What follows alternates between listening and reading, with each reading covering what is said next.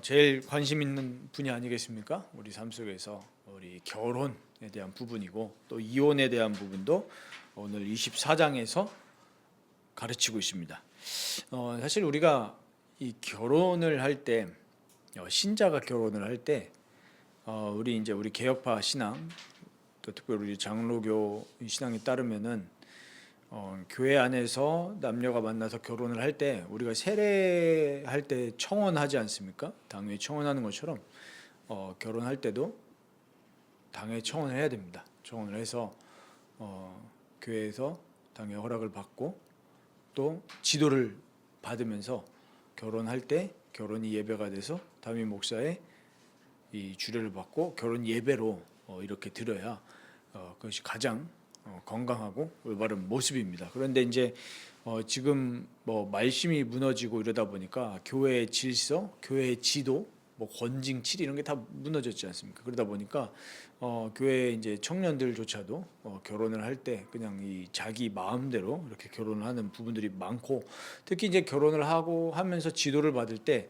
이 우리 장로 교회지 않습니까? 그러니까 요 신앙고백서 24장을 반드시 이 결혼을 앞둔 이 커플들이 이 교육을 받아야 됩니다. 그래서 결혼 생활의 원리가 뭔지, 그리고 하지 말아야 될 것이 무엇인지, 또 하도록 우리가 적극적으로 장려해야 될 것이 무엇인지를 잘 알려줘야 됩니다. 이것을 우리 가르치는 장로인 목사님뿐만 아니라 우리 교회의 장로님들이 반드시 가르쳐 줘야 될 부분이죠. 그리고 가르침을 받는 우리 이제 예비 부부들은 이거를 내 말씀에 순종하겠다, 하나님 앞에 서약하고 또 그렇게 살아가야 됩니다.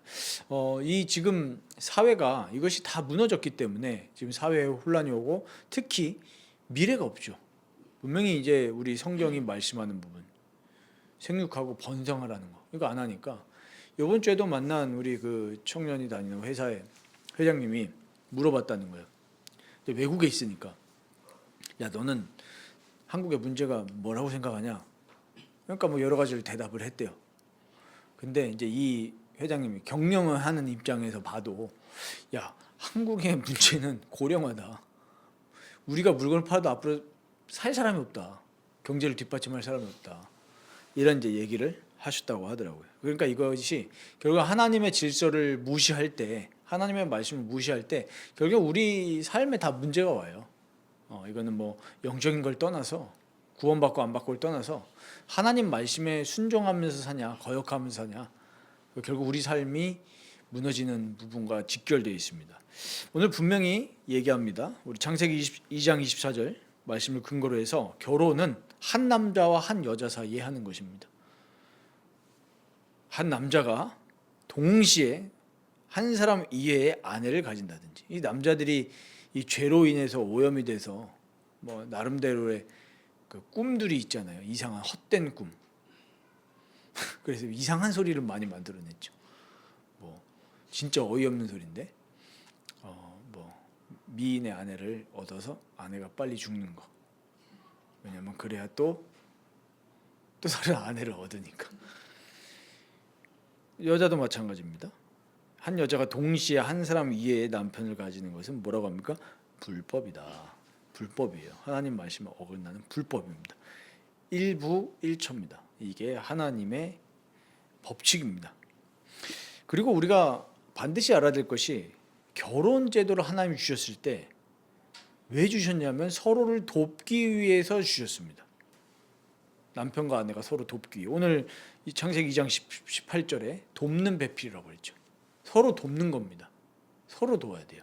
근데 지금 얼마나 이게 지금 하나님 말씀이 실종이 됐냐 하니까, 남자들이 아내를 바라볼 때 바라보는 그 관점과 문화들이 있죠. 근데 상당히 왜곡되지 않았습니까? 그리고 여자들이 남편을 얻을 때도 내가 돕기 위해서가 아니죠. 지금 꼬집어서 얘기하기는 참 그렇지만 문화가 그러니까 우리가 이거를 깨부셔야 되잖아요. 우리가 하나님 말씀으로 우리의 우상을 깨부셔야 되는 게 우리의 사명인데, 지금 한국은 어떻습니까? 남자들도 여자를 바라볼 때 어떤 관점에서 바라봐요? 기준이 있죠. 내가 도와야 되는데 돕기 위해서 결혼하는 게 아니에요. 내 욕망을 충족시키기 위해서 남자들도 여자를 고릅니다. 어느 기준으로 고르죠? 왜 모르는 척 하십니까? 외모. 저도 회개합니다. 네, 저도 결혼 전에 뭐 외모에 대한 기준은 없는데 뭐 그런 거 있죠. 나는 진짜 좀 죄송합니다. 뭐 비하하는 발언이 아니라 나는 뚱뚱한 여자는 절대 안 된다. 이런 거 기준. 그런데 뭐 모르겠어요. 꼭 이런 얘기하면서 기독교인들이 무슨 얘기하냐면은 그런 거 하지 마십시오. 내가 이렇게 배우자를 위해서 이렇게 기도했는데 하나님이 그거에 맞춰서 배우자를 주셨다 이런 얘기 하지 마십시오. 그거 진짜 오늘 이런 거 배우다 보면은 우리가 무식한 소리 많이 했구나. 제가 뚱뚱한 여자 안 됩니다 이렇게 생각했는데 하나님이 날씬한 아내를 주셨다 이런 얘기하면 안 되는 거죠. 사실은 돕기 위해서 결혼했다니까요. 물론 우리가 죄인인 인간이다 보니까 그런 어떤 로망이 있을 수는 있지만 그런 걸 버리라는 얘기예요. 나이 저는 연상녀가 로망이 있네요. 아니면 나는 나보다 나이가 어려야 됩니다. 이런 것들이 사실 하나님의 입장에서 봤을 때는 용납이 되는 게 아니에요. 내가 저 사람을 돕기 위해서 결혼해야 됩니다. 저 사람이 사람이기 때문에 부족하기 때문에 하나님은 그 부족한 부분을 서로의 배우자를 통해서 도와서 화목하고 아름다운 부부와 가정을 이루도록 하나님은 그렇게 결혼 제도를 주신 거죠. 여자들도 보십시오. 이 문화가 우리나라가 진짜 지금 많이 죄로 인해서 왜곡이 돼가지고 여성분들이 결혼을 할 때 어떤 기준을 가집니까? 남편의 연봉을 봅니다. 이게 진짜 심각하게 잘못된 거거든요. 이거를 깨야 됩니다. 근데 안타까운 사실은 그리스도인들도 그러고 있다는 사실이에요. 부모님들도 그렇게 영향을 주고. 이해는 해요. 저도 이제 나중에 저희 딸이 언젠가 결혼하겠지만 당연히 남편 될 사람 뭐하냐라고 물어볼 수는 있겠죠. 근데 우리가 기준이 있죠. 이 사람이 정말 하나님의 사람이고 이따 뒤에도 말씀드리겠지만 일단 하나님 믿어야 되겠죠. 하나님 믿고 자기에게 주신 하나님이 그 천직이 있을 거 아닙니까? 그게 뭐가 됐든 그거에 대해서 자부심을 가지고 성실히 살아갈 수 있으면 되는 거예요. 그런데 이제는 뭘 봅니까? 연봉이 어느 정도 이상 안 되면 안 된다. 그러니까 남녀 둘 다 지금 문제인 거예요. 상대방 자꾸 욕을 하잖아요. 남자들은 여자 욕하고 여자들은 남자 욕하는데 똑같아요. 똑같은 사람들끼리 만나게 돼 있는 거예요. 내가 그 부분에 대해서 내려놓고 하나님 정말 내가 돕는 배필을 만날 수 있도록 만남을 주옵소서. 그렇게 기도하면 만남 주신 겁니다. 저도 지금부터 기도를 해야 되겠지만 부모된 입장에서 우리 아이들이 정말 하나님을 사랑하는 이 배우자를 만날 수 있도록 서로 돕고 서로 사랑하는 그런 걸 기도를 해야 되겠죠. 기도하면 하나님이 그런 만남을 주십니다. 그리고 결혼을 주신 이유가 자녀를 통한 합법적인 자녀가 있을 때는 이 결혼 제도 안에서의 출산을 얘기합니다. 자녀를 통한 인류의 증가, 생육하고 번성하는 것이 하나님 뜻입니다. 그리고 우리 교회 증가라고 되어 있죠. 어느 번역에는 교회 번성 이렇게 되어 있는데 우리 흔한 목사님들 옛날에 저희가 알던 그 목사님들 그런 말씀하시잖아요. 꼭 결혼을 할 때마다 그런 얘기를 하더라고요. 틀린 발언은 아니니까 옛날에 있던 저희 그 단체 분들이 여러분들 부부 전도 못할 것 같으면 자식을 많이 낳아서 그게 맞는 얘기예요. 이 지금 얘기하는 게 그거거든요. 거룩한 자손을 통한 교회 증가. 그러니까 하나님은 언약 가정을 통해서 후손들을 낳게 하시고 그 후손들이 교회를 이루시는 것을 기뻐하시는 거예요. 교회 숫자가 청년들이 이렇게 있고 청년들이 결혼해서 아이들 많이 낳으면 교회는 자동적으로 증가가 되는 거예요. 그래서 이 부분들 저희가 반드시 알고 결혼은 출산은 의무인 거예요. 근데 요즘에 어떤 사상이 들어왔죠? 출산을 안 해도 된다라는 인본주의가 사람들 마음속에 탁 들어온 거예요. 왜요? 내가 불편하고 힘드니까. 근데 하나님 말씀은 분명히 뭐라고 합니까? 인류의 증가와 교회의 증가를 위해서 하나님은 결혼이라는 제도를 주신 거예요. 그래서 반드시 부부는, 그리스도 안에서 결혼하는 부부는 아이를 낳는 것은 의무입니다. 근데 이제 요즘에는 어느 정도로 됐습니까? 이런 거 물어보면 불편해요. 왜 나의 인생에 왜 참견이세요? 물론 막 너무 막 과도하게 이게 관심을 가져서 피곤하게 만들면 안 되겠지만 물어볼 수 있잖아요. 혹시 뭐 자녀 계획 어떻게 되냐 뭐 물어볼 수 있는데 그런 것 자체를 불편해하죠 요즘에. 굉장히 이게 지금 하나님 말씀을 어긋나는 그런 마음 상태를 가지고 있는 거예요. 뭐 불임이거나 그러면 이제 뭐 어쩔 수 없겠지만 아이를 낳을 수 있는데 자꾸 내가 아이를 낳도록 시도를 하는데도 안 가져지면 어쩔 수 없는 건데 아이를 낳는 것은 그리스도인으로서 의무입니다. 사람으로서의 의무예요. 결혼을 하면 안 했으면 모르겠지만 그리고 음행을 막기 위해 제정되었습니다. 음행 결혼이라는 제도 밖에서 이루어지는 모든 성적인 행위들은 음행입니다. 그러니까 이 부부는 예전에도 우리 마태복음 설교할 때 말씀드렸지만 부부는 서로에게 이 성적인 의무를 다해야 될 그 의무가 있습니다.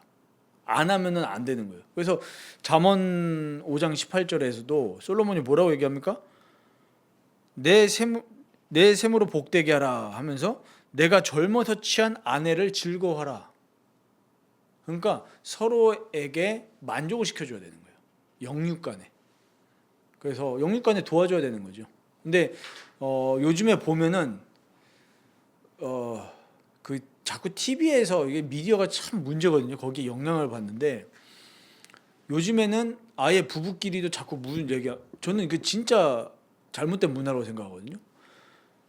요즘에 막 젊은 세대들 그 SNS에 얘기하는 거, 뭐 무슨 얘기 많이 하죠? 부부끼리, 가족끼리 그러면 안 돼. 전 그 진짜 웃긴 말이라고 생각하거든요.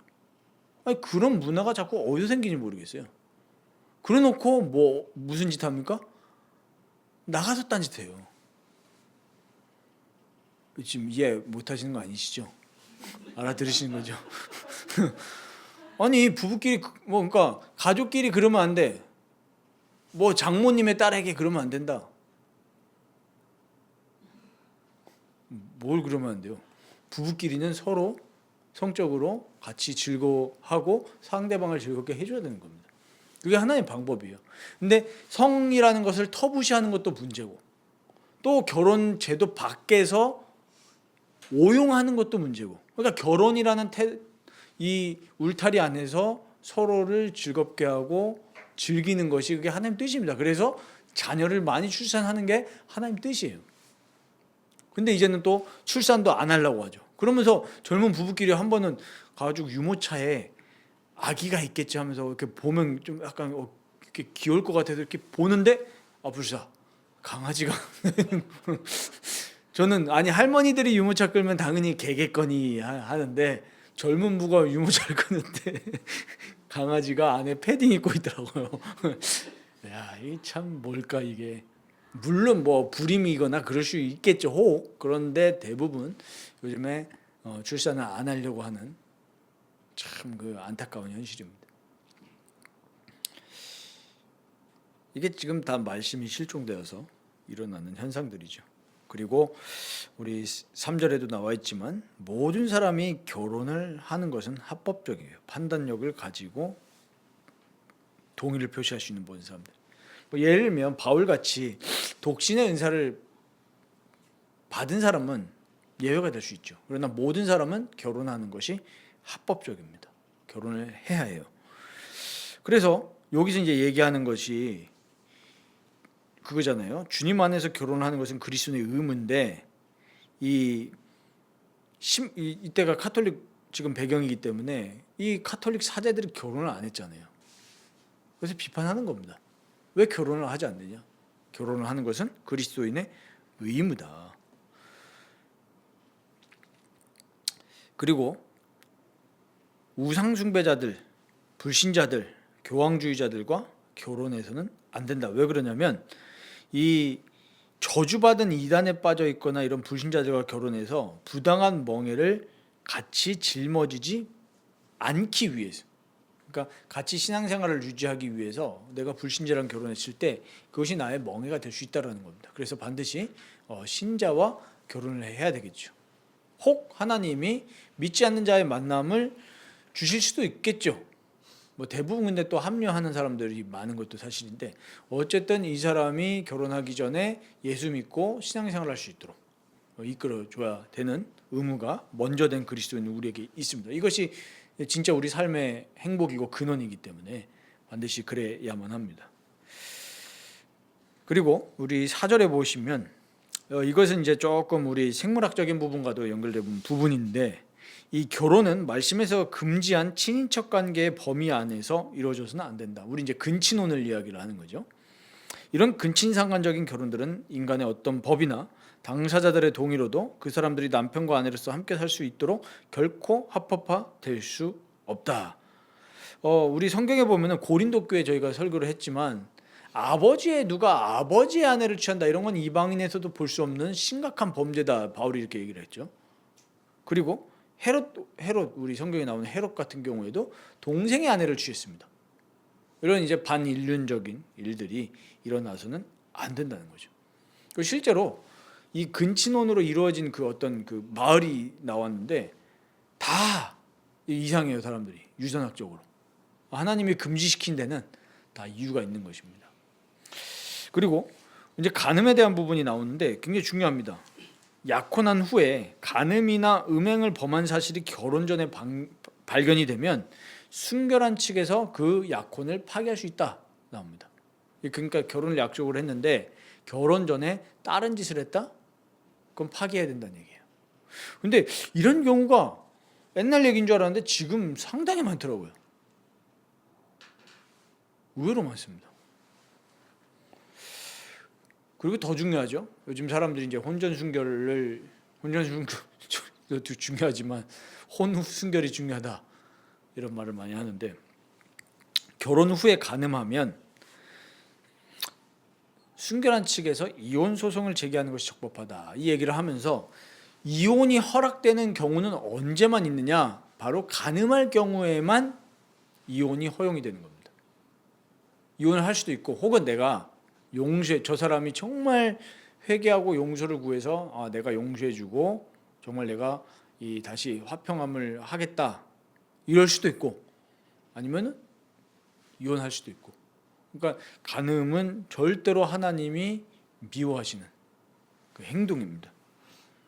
그래서 이혼 후에는 이 죄를 범한 측을 죽은 것으로 간주해서 다른 사람과 결혼할 수 있다. 이 음행에 대해서는 우리가 배우자가 죽으면 결혼할 수 있잖아요. 바울도 이야기하지만, 그러니까 간음을 죽을 죄로, 죽은 사람으로 간주해서 다른 사람과 결혼할 수 있다라는 것, 합법적으로 결혼할 수 있다는 사실을 분명히 오늘 얘기를 하고 있습니다.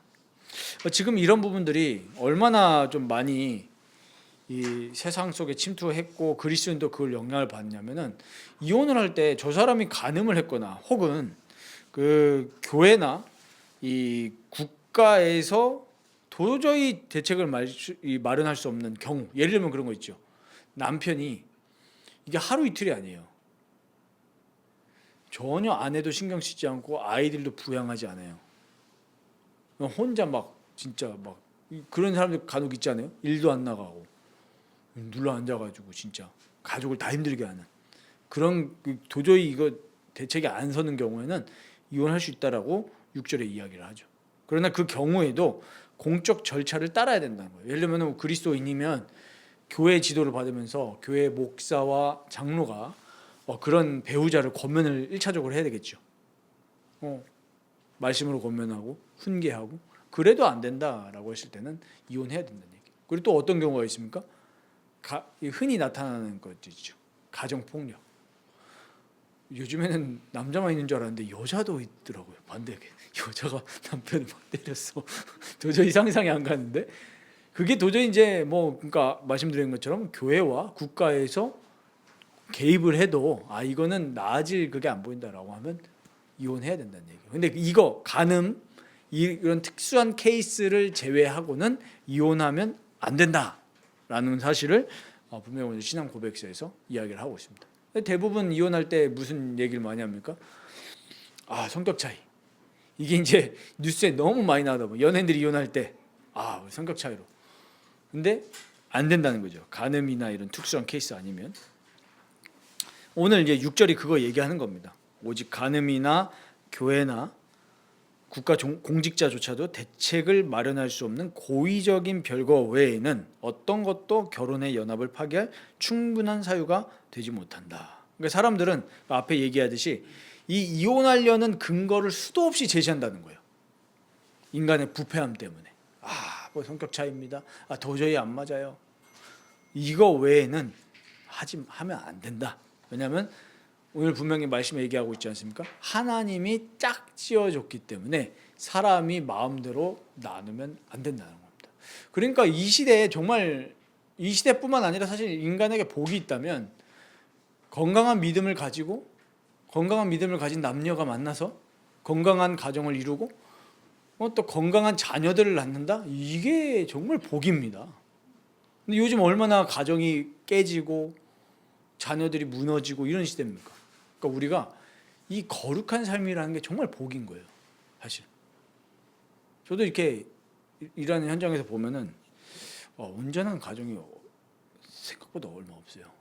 이혼한 가정 너무 많고 요즘에는 그런 것들이 너무 돌싱. 처음에 제가 돌싱을 한 15년 전 학교 다닐 때 들었을 때 저희 학교에 어느 여자분이 계셨는데 제가 이제 물어봤어요. 성격도 되게 좋으시고 막 이렇게 하는데 옆에 분한테 물어봤거든요. 저 결혼하셨어요? 나이가 좀 있으신 분이었는데. 근데 돌싱이야. 돌싱이 뭐예요? 처음에 옛날에 돌싱이 뭐예요?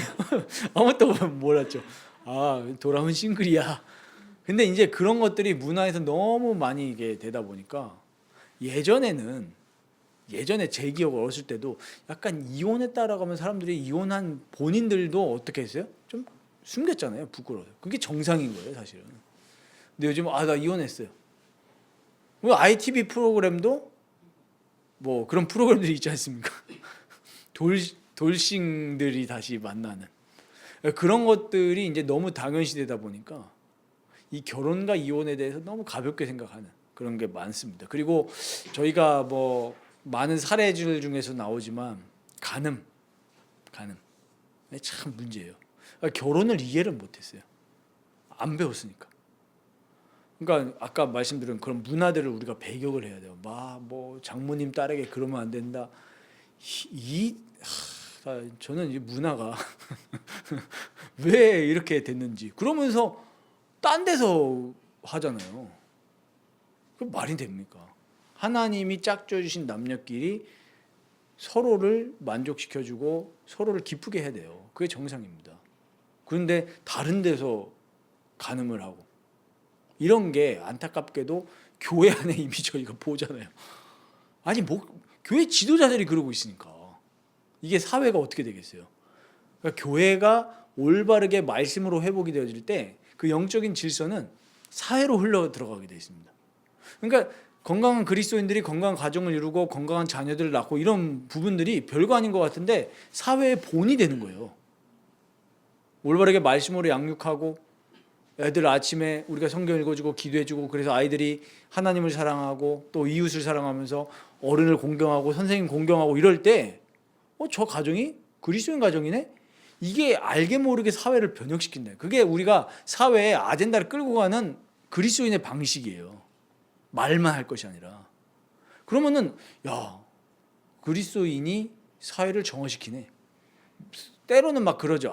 쟤네들은 뭐 천연기념물이야 하면서 혼전순결 강조하면 천연기념물이고 심지어는 뭐라고 합니까? 교회 안에서도 동성애 반대하면은 교회 안에서 욕한다니까요. 뭐 다원주의 시대에 차별하지 마라. 하나님 그러면서 무슨 소리 꺼내는 줄 아십니까? 하나님도 차별하는 이 어려운 사람들 차별하지 말라고 했다. 이딴 소리 하고 있습니다. 그 옛날에 우리 봤잖아요. 간음했다고 우리가 그건 아니지 않냐 이러니까 뭐라고 합니까? 하나님은 사랑이시라. 하나님은 참아준대. 일단 공의 하나님은 생각 안 하고 항상 이게 같이 봐야 되는데 그러니까 동성애 안 됩니다. 그러니까 뭐라고 얘기합니까? 제가 한 기사에서 직접 봤거든요. 어느 신문사라고 얘기 안 하겠지만 교사가 나와가지고 교회에서 아이들한테 학교에 와가지고 믿는 선생님들이 와가지고 동성애는 하나님의 질서가 아니다 이렇게 가르쳤대요. 맞잖아요. 남녀가 만나서 결혼해라 거룩하게 그렇게 가르쳤는데 또 다른 교사인데 기독교인이에요. 기독교인데 뭐라냐면 그 신문사에 뭐라냐면 구구 기독교인이다 이러면서 아니 동성애를 하지 말았다고 해서 구구 기독교인이다. 야 그럼 나도 구구네. 이런 식으로 자꾸 동성애를 반대하고 또 혼외 정사를 반대하고 이런 거 하나님 하지 말라고 한 것들 이런 것들을 했을 때 교회 안에서 그거를 반대를 한다니까요. 밖에서 반대하는 게 아니라 저희 겪었잖아요. 아니 가늠하지 말라는 게 성경에 십계명에 나와 있는데 그거는 복음이 아니래. 말이 안 되죠. 그럼 어떻게 됩니까? 떠나야죠. 하나님의 말씀이 싫다는데 우리가 떠나야지. 그래도 용서해 줘야 된대. 그러면 회개를 해라. 하나님 앞에 회개해라. 그러면 또 뭐라고 합니까? 야, 니네 앞에 회개해야 돼? 우리한테 회개하라고 있습니까? 하나님 앞에 회개하고 하나님 말씀대로 살아가야 우리가 다 사는 건데 아니면 다 죽는다. 그러니까 이만큼 이미 교회 안이 거룩이 상실이 된 거예요. 이러면 이제 하나님은 진노하시죠.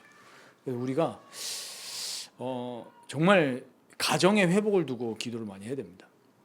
그래서 이미 결혼하신 분들도 나랑 이제 결혼은 했으니까 거리가 멀어 이렇게 생각하시면 안 되고 거룩한 결혼 생활, 거룩한 결혼 생활.